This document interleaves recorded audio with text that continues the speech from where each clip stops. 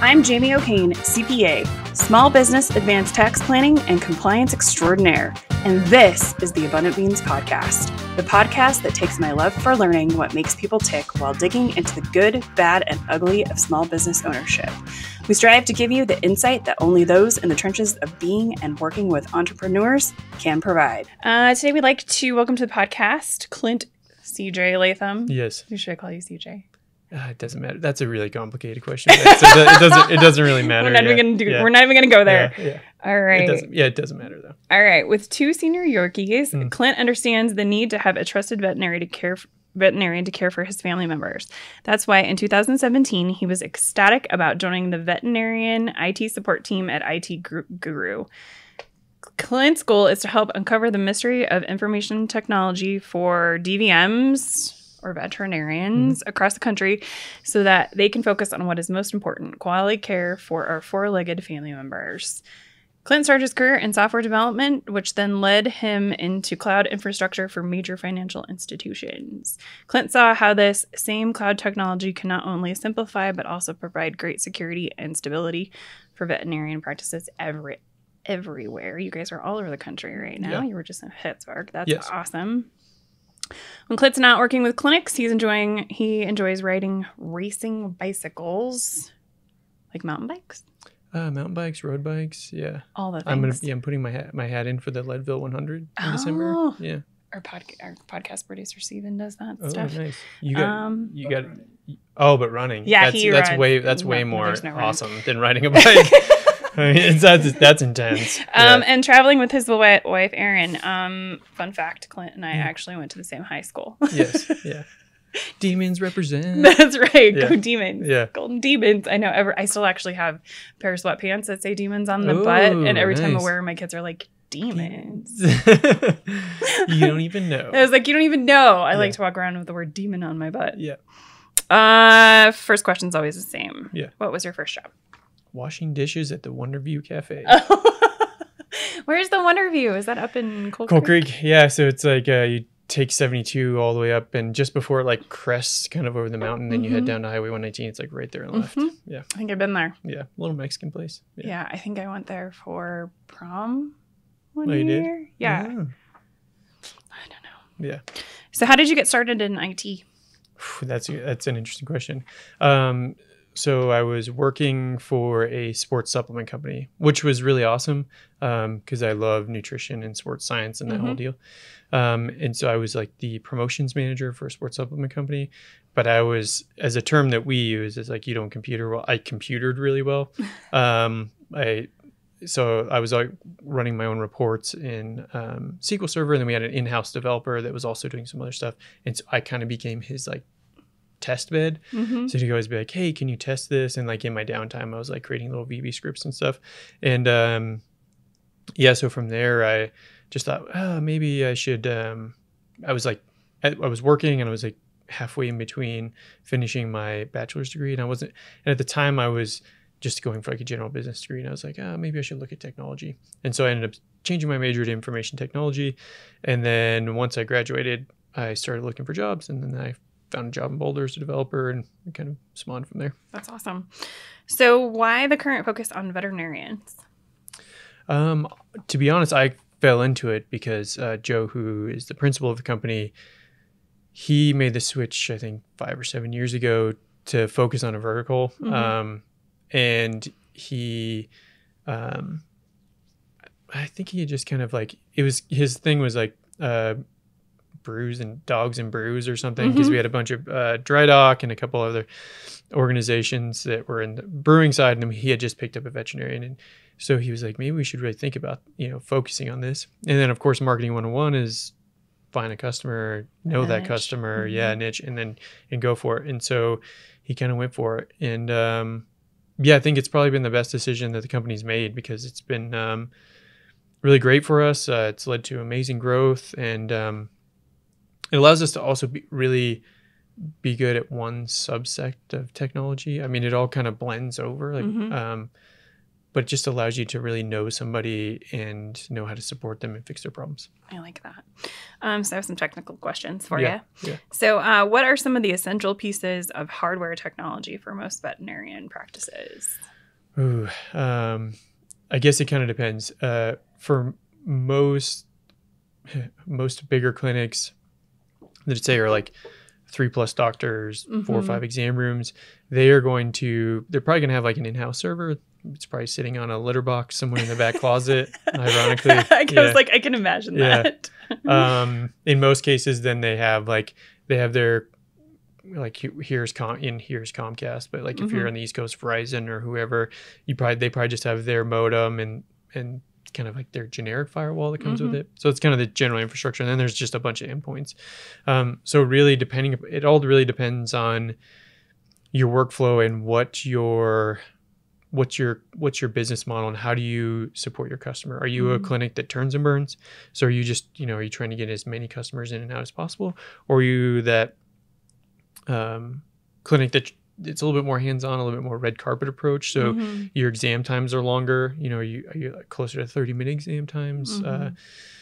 So that's really going to kind of dictate which way your infrastructure should go, and are you trying to check customers out in the exam room, or are you trying to funnel them through the reception desk? Are you, we have some clinics that want to do like food and prescription drop-offs and pickups like out front, almost like a Sonic drive-through, like you just pull up and call up and like, hey, we're here, and they come out and check you out in the car, so you never have to get out. That is really cool. Yeah. So it really all kind of depends. The basic infrastructure is, of course, you should have a firewall in place.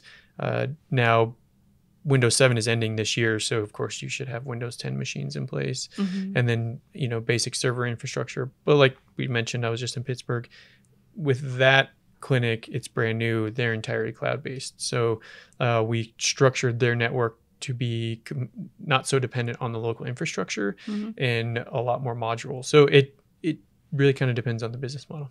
Interesting. Yeah. And they also have, so the lab equipment now is part of the tech, correct? Yeah. Hardware. Yeah. And generally that will all come from, you're going to have doctors and clinics that have a certain vendor that they like to work with, a Baxis or IDEX are kind of the two big ones that we see.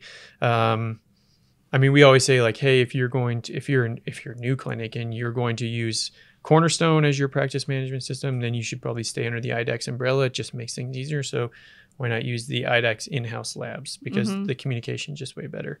So just trying to keep everything under one umbrella works a little bit better. But yeah, it's half one, half dozen of another.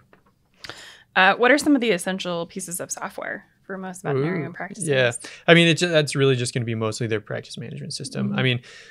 That's going to be the heartbeat of their business. And ironically, something we talk about a lot is they're so dependent upon it, but yet they don't realize it, ironically. So most owners are like, oh yeah, we can, I'm like, yeah, we don't, we can be down for a couple of days. And then a major outage happens and they're down for 4 hours, and it's like, oh, we can't access any of our customer records or this stuff. It's like, yeah, we told you, like you like to pretend that it's not that important, but it really is the heartbeat of your business. And so if that isn't structured and protected in the right way, what kind of revenue are you going to lose if you're down for 5 or 6 days, right?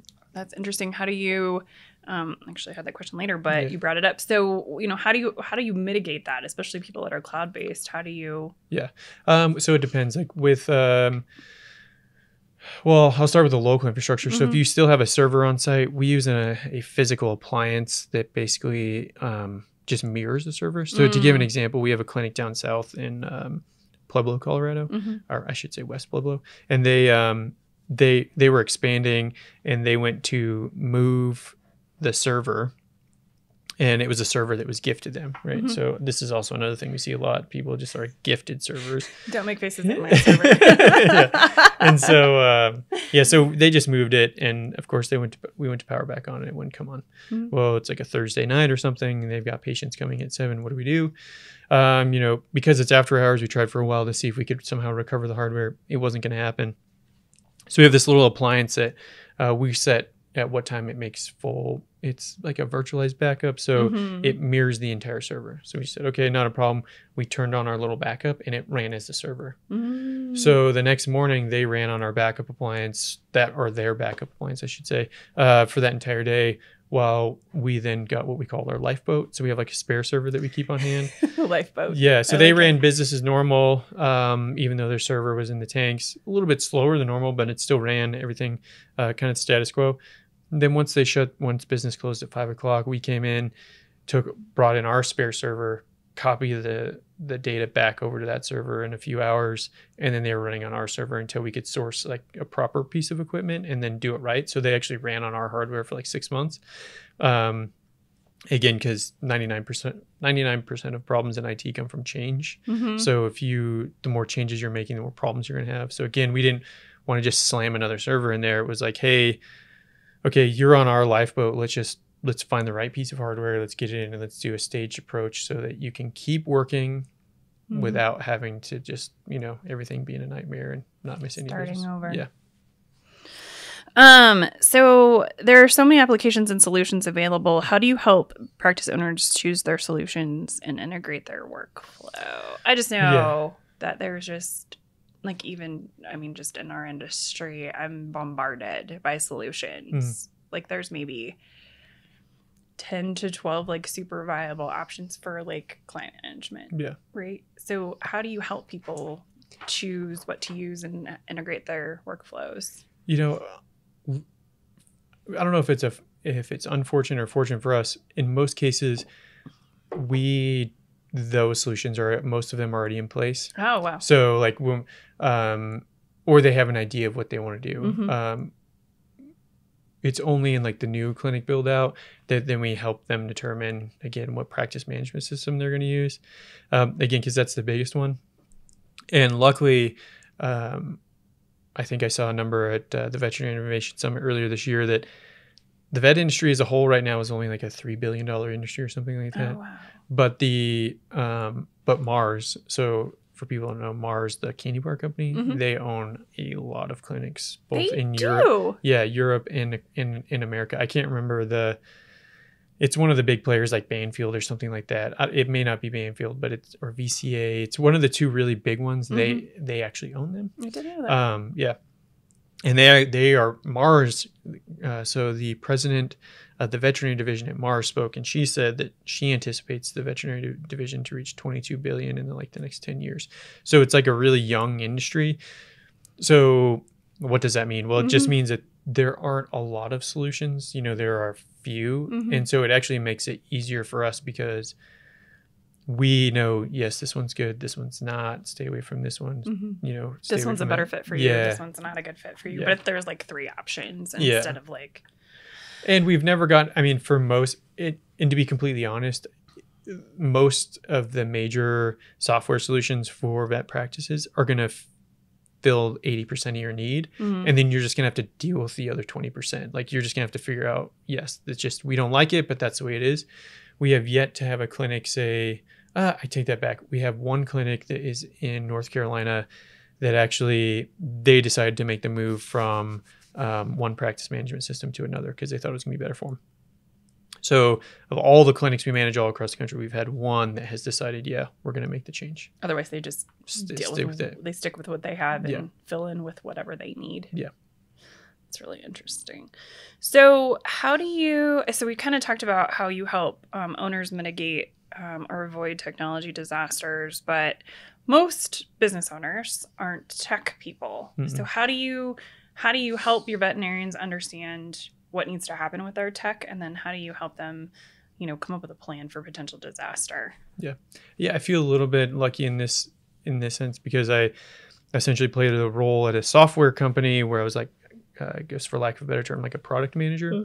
And so you're kind of that liaison between insanely technical thinking developers who are thinking in relations and logic. Yeah, exactly. And then a lot of times how they think the workflow should work doesn't work with what the end user wants. And so you have to translate those needs to tech people. And then when there's a technical gap that has to be filled a certain way just because of the technical requirements, you then have to find a way to translate that to the end user. Like we understand that in your mind, it should work this way. Mm-hmm. But technically speaking, we have to do it this way. So how do you translate that language? And that can be tough. And I think really what it comes down to is learning to speak in somebody else's language, right? Mm-hmm. So for me, it's been a matter of, we have our IT standards of care. So what does that mean to a DVM? Well, they have their standards of care that are governed by their licensing boards and stuff like that, certain things that you have to do. And then above and beyond that, like if you're AHA accredited, like what is that standard of care that you have to provide to each patient? Mm-hmm. So for me, it's like we have our IT standards of care. So we have to do these things in order to ensure security and stability. Those are the two biggest things that most DVMs want. We do have a few that are really interested in new technology, which is always fun. I have one doctor that I love meeting with because he's always like, oh, okay, you were at this conference. What should I do now? What cool things should we do? And so sometimes like, well, put the brakes on. Like, we don't need to do everything. But yeah, so it's a way of how do you then speak in their language? Like sometimes it's like, like I'm not a doctor, but with my dog that has cancer, it's like when we're monitoring his diet, we're looking at his blood panel, right? Mm-hmm. And we're monitoring his creatinine and BUN levels, which tells us, his kidneys functioning. So it's sometimes picking up on those little bits of medical language to say like, like this hemorrhaging that we're seeing is almost like an elevated BUN level, right? So we're starting to see that the kidneys might start failing. So what do we have to do to prevent that before it becomes a disaster? Just translating it. Into their and then they're like, oh, industry. Okay, I get it. Yeah. And then again, for us, it's not about just selling them stuff just for the sake of selling them stuff, right? Yeah. It's what are you going to need that really is going to, and I guess to circle back to talk about, because you're like, well, what systems do people need in place? It really depends on your business model. Mm-hmm. And unfortunately, I feel like a lot of veterinarians, they're just kind of like, we take anybody that comes in the door.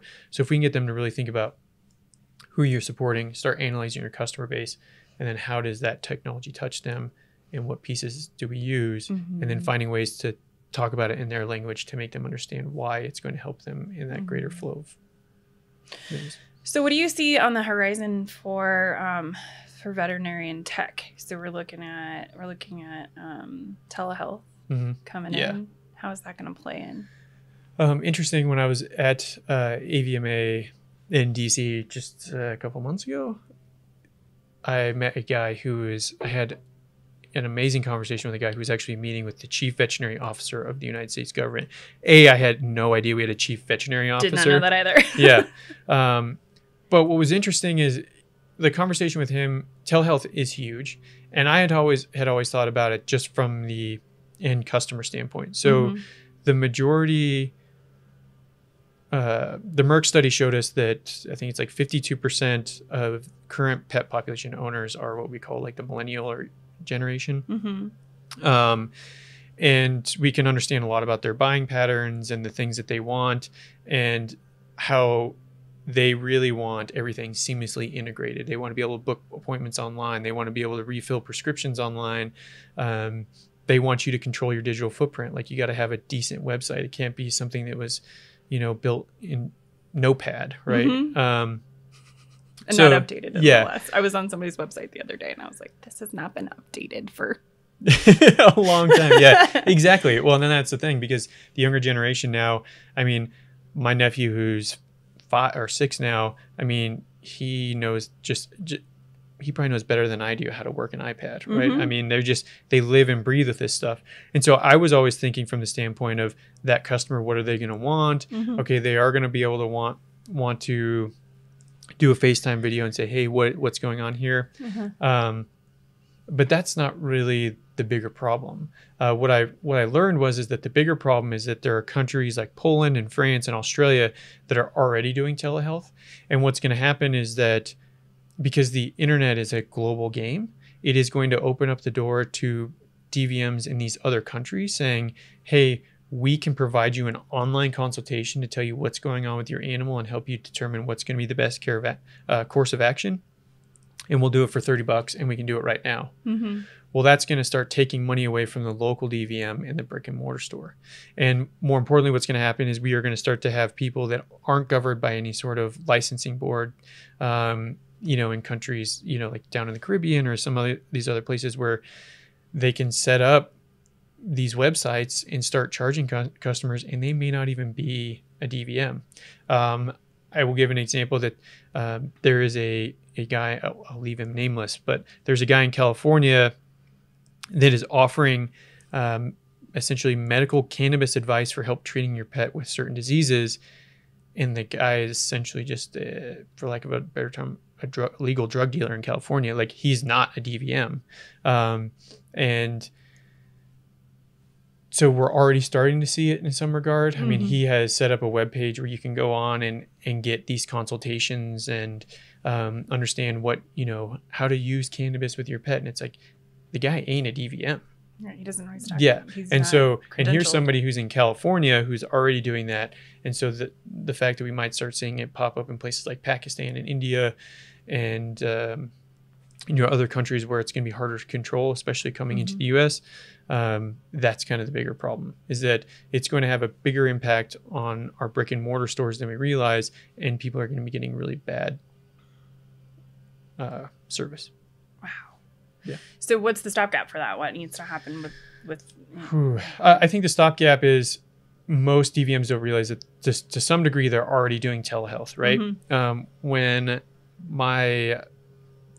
When Dr. Eric when he picks up the phone and calls me and says, "Hey, we just saw Cash. How's he doing?" And I'm like, he seems to be really uncomfortable. Why don't you, or I'm like, yeah, there was blood in his urine. Okay, we know that he's like, we know that we have to combat this bladder infections because he has bladder cancer. So I'm just going to prescribe you some Clavamox. Just come by and pick it up. That is telehealth, right? It was all done over the phone. And most DVMs don't realize that they're already doing it. So why not? I talked with Dr. Peter Weinstein, who runs he's the executive director of the Southern California VMA. And his thought was, why not, start leveraging some of our other staff members? There are a lot of, another thing is that a lot of female DVMs end up just taking time completely off because maybe they want to start a family or something like that. Why not allow them to say work from home with the new baby and do digital calls or Skype calls, stuff like that. So there are ways for us to start leveraging these pieces of technology so that we're kind of in the forefront of it. Again, back to the Merck study, it showed that, the new customer base is going to do more doctor Googling, but it's not necessarily a bad thing because they're going to do their research first, but they're actually going to trust you more than prior generations. Yes. So they're going to do more research, but they want you to help them control the conversation and provide them the right information so they can be informed.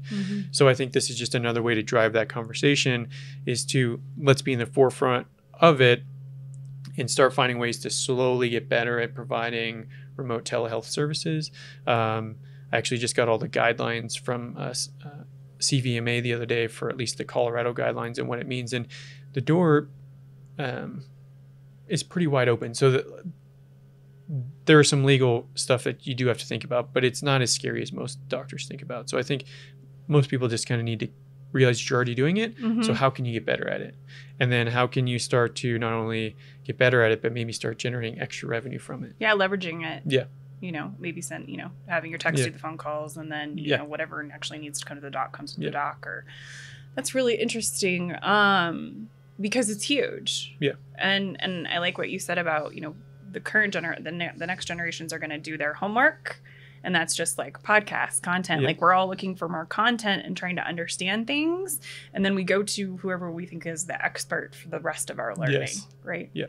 So that's how people are consuming content now, and that's what they're doing with it. I just find that really interesting. But yeah, I did a telehealth just a couple months back because I couldn't get a doctor's appointment for like 2 days, and I had a sinus infection, and I was like, hey. Yeah. See, human medicine's already doing it. And sometimes like veterinary medicine is seen as like the stepchild of human medicine. It's like things slowly trickle down, which I feel is unfortunate because I feel like there's a lot of room to do some really cool things that maybe could go the other way.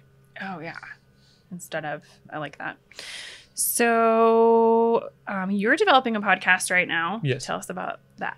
So one thing that we realize is that I'm fortunate enough that I get to go to all these conferences and I get to go learn all these like amazing things. And most doctors that we work with, we realize, are never going to leave the clinic, right? So they're if you've ever read the E-Myth book, they're the technician, right? They're the ones that are stuck in the clinic, working 60 hours a week. And so we thought, well, we're having all these amazing conversations. How can we? So our parent company name is IT Guru, and you know, Guru is meant to educate. So how can we help to educate them on some of these really amazing things that are going on in the industry that can help them better their business? And so it was like, hey, maybe we should just start recording these conversations and provide it in an easily consumable format, so that, you know, maybe while they're doing their soaps or something, you know, they can listen to it or driving into the clinic or whatever, just to try to help better educate them as to all the different stuff going on. Yeah. I love it. Obviously, I like podcasts. Yes, obviously. So. Yeah. Actually, I tell the story. I didn't start listening to podcasts until this guy over here talked me into doing a podcast. Okay. And then I was like, well, I guess I better figure out what this podcast stuff is. not to be like the guy who was like, I was doing podcasts way before they were cool, but, you know, way before it was way cool. But I used to love them because, but it was such a pain because you had to like go to a website, download the audio file, and then like transfer it onto your iPod, right? Before everything was cloud-based. And it was like, you really had to be very intentional about the things you want to download and listen to. So I think it's amazing that it has become so easily consumable and so readily available for so many people to get into space. Because for me, it's like, I want to hear more from people that are doing things that I'm interested in, right? Yeah, so I think it's amazing. I know. And I think it's one of the easiest. We were talking about, you know, how do we get content? Yeah. It's one of the easiest ways to consume content. Yeah. I mean, I'm working and listening to podcasts 90% of the time. Yeah. And it's just fun. And I'm learning as I do that too, right? It's that multitasking stuff. Okay, so before I ask my last question, what is the easiest way for people to find you? The easiest way is probably to go to veterinaryitsupport.com, or if you go to it-guru.net, that'll also take you to our webpage, or you can give us a call. Our local number is 303-520-3733. Yeah, and then you can ask for me or Joe, or probably not me. You probably want to talk to somebody better. Ask for Clint. Yeah. They'll be like, CJ? Yeah, exactly. Is CJ there? I don't know who. No, he doesn't work here. No, CJ. Yeah. So in your experience, what is the one thing most practice or business owners are missing in their tech, and what is the most effective step they can take to fix it? Oh, what are most people missing? I think I mean, the first thing that comes to mind is just not realizing the dependency you have on it. And it's always terrible when we walk into it's also terrible, but yet great for us in some respects, because they become our best customers. But it is also really terrible because we walk in these clinics and they're like, nothing works. What do we do? And we're like, well, we can't band-aid this stuff. I mean, you essentially need an entire network refresh. And what does that mean? Well, that means $30,000 to $40,000 in some cases if you're a smaller clinic, maybe more than that if you're a bigger clinic. And that's a lot of money, right? So if you can be smart about it, especially if you're a clinic now, maybe just budget 1.5% of your revenue to maintaining your IT infrastructure. And if you have an IT guy with or a company, most people kind of have like the one-man IT shop. So if you do have some sort of IT professional that you're working with, try to meet with them more regularly to get an idea as to where you're at. But with a plan. Yeah. This is what do we need to do? Yes. This is what you're going to need when. Let's just start budgeting for these things and get it scheduled. And a lot of people, a lot of DVMs like, oh, 1.5%, that seems ridiculous. But it's like, when I've ran the numbers, we have every clinic that we've taken on, when I start analyzing what their IT bill was before they started proactively managing it, with working in a company that structures it like we do, they were spending upwards of 4 to 5%, but they didn't realize that they were spending that much money because they're just writing checks every 1 month. Yeah, it's reactive. Oh, okay. Oh, yeah, they put a Band-Aid on this issue over here. That was $600. Let's write the check. And they're just writing these checks and they don't really realize how much money they're spending. But when you're consistently spending a little bit higher dollar amount, what you think is a higher dollar amount, you're like, oh, that's really expensive. But in the long run, it's like, no, you're actually you're saving quite a bit. And here's the numbers to show it. And we always base our budgeting numbers off of the AHA pulse points. And so, right now, I think if you're a non-AHA accredited clinic, you should be doing roughly $300,000 per exam room. So that kind of gives us a basis of what your revenue should be. And then if you're an AHA accredited, it's upwards of like $365,000 a year. So we kind of use those numbers just to give us a general idea of where we think you should be at. That's just baseline standard revenue. And then so from there we say, yeah.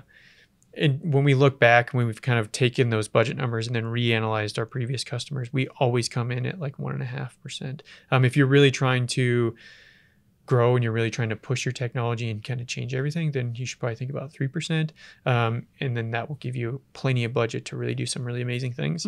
But if you can at least start at that 1.5%, and that 1.5% should include all your reactive support time. So anytime one of your techs or somebody has to pick up the phone and get help, replacing machines that are dying and aging, printers, that sort of thing. So that budget should be there to kind of maintain and keep everything going and running, kind of like maintenance on your car kind of thing. Right. Yeah. I mean, accounting too, we talk about, your accounting budget should be, depending on how big you are and what you need and all of that, 1 to 5% of your revenue. Yeah. That's how we maintain things, right? Yes, That's exactly. how it works. Yeah. That's how we do things proactively. Yeah. If it's reactive, it's going to cost you a lot more. And then for a lot of doctors, like I was just at a VMG group in Dallas, I was speaking to a VMG group down there, and a lot of them don't really get it. And then I always ask the question, again, to put it back in their language. I'm like, well, how many patients do you see that come in where it's like, hey, had we been proactively monitoring this and had they been up in their compliance on their wellness plans and that sort of thing, you could have caught a lot earlier and wouldn't be such the problem that it is now. And maybe now potentially end of life kind of situation. And everybody in the room shakes their heads and they're like, yeah. And it's like, it's the same thing. Yeah. It's the wellness care. Yes. It's important. That's right.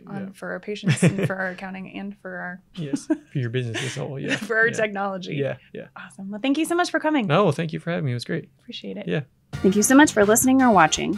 Be sure to subscribe on YouTube, iTunes, or wherever you prefer to listen.